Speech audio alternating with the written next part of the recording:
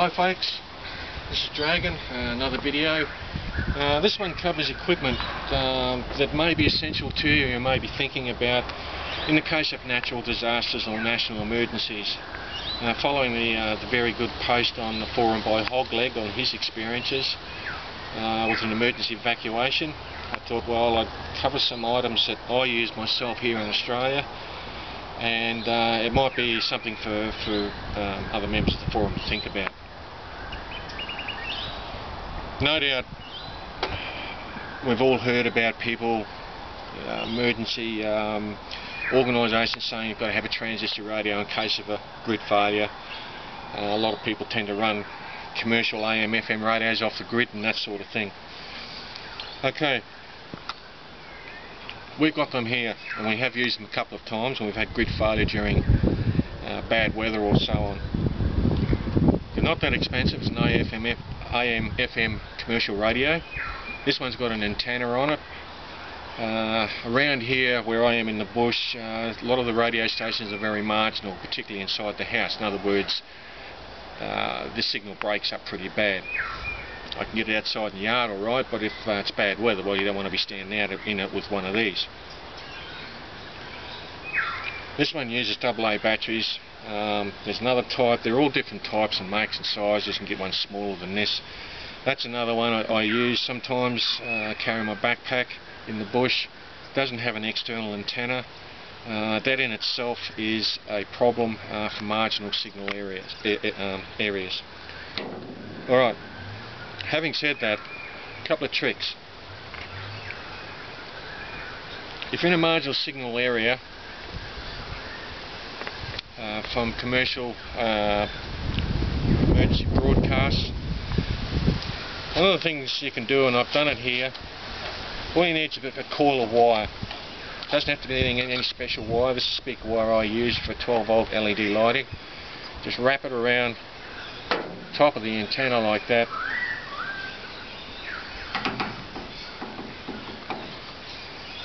You leave it on the coil. You don't have to run it out. All that does is just extend the electrical length of the antenna. Gives you better reception. It's really quite simple. It doesn't have to be any special sort of wire. I have seen people with wire, alligator clips on this, both ends of a piece of wire, hook it on here and hook it up to a wire fence, preferably ones with posts, because the wire on the fence is inert, but make sure the fence isn't electrified. Believe me, there are farms around here that do electrified fences with wooden posts and put no signs on them, so yeah, you don't want to hook up to one of those, because apart from you getting a bloody big jolt, it'll fry your radio. Okay, mobile phones, cell phones, we call them mobile phones here in Australia. A lot of people have these charging up off a charger, plugged into grid power. Grid power fails.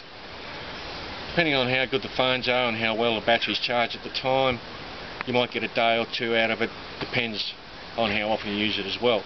What a lot of people don't realise is the vehicle also provides a power source to recharge these phones.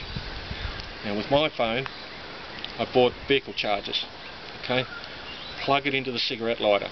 So if you lose grid power for quite a long time to the point where the battery on the phone goes flat, plug it into the vehicle and recharge it. It's as simple as that.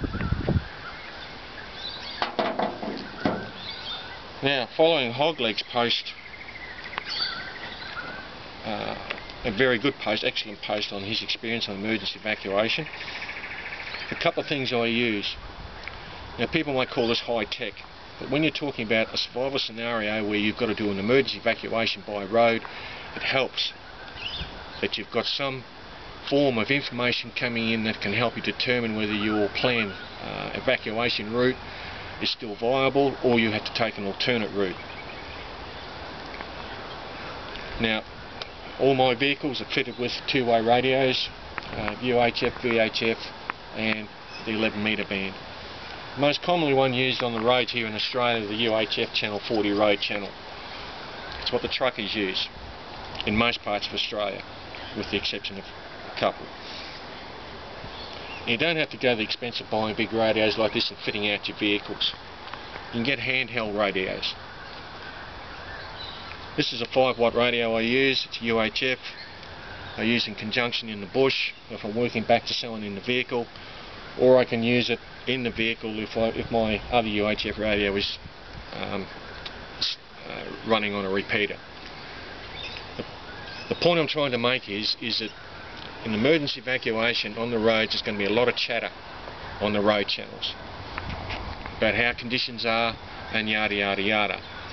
Gives you plenty of warning, so that if you have to change your route or divert somewhere else, then you can do it without getting caught up in traffic jams and all that sort of stuff.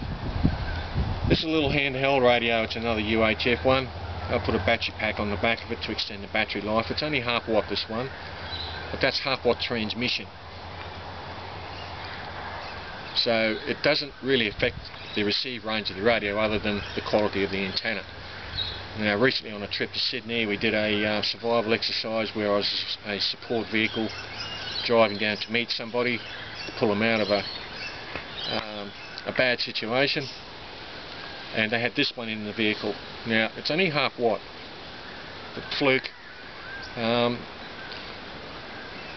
I received this transmission from this radio 20 kilometres away. It was just a fluke. It has been known to happen, but that's what I'm saying. Now, a lot of survivors might consider these as gadgets. I don't. In emergency evacuation, they can be life-saving, particularly if you're walking out or going or driving out by road. So just remember that, folks. Survivalism, gadgets do have their use. Use them while you've got them. They give you the advantage that saves your life, your family's life, in any given situation. Use them. That's what they're there for. Thank you.